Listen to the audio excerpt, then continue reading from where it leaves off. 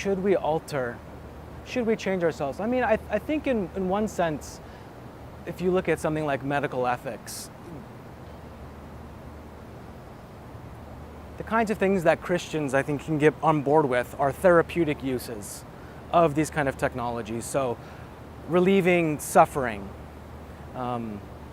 Francis Collins last night was talking about the real possibility of being able to provide genetic treatments for cerebral or for cystic fibrosis.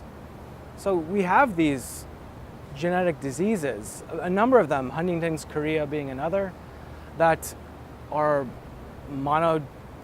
genetic, that a change on one certain part of the genome means that that person's life will be completely transformed.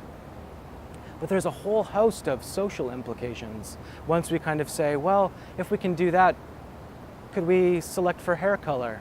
Could we select, actually, I want my son to be, in the top percentile for height.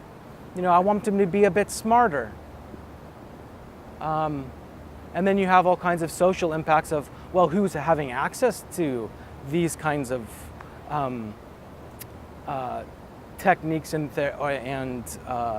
applications. You can imagine to be probably the richest. I mean, right now, if you want to have the best medical treatment, you're going to have the most expensive insurance,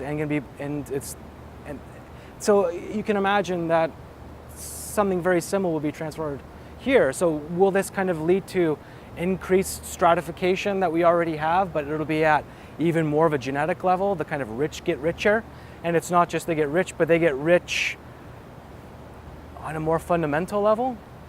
Yeah, so there's all kinds of, I think, thorny, hairy issues that come along with that.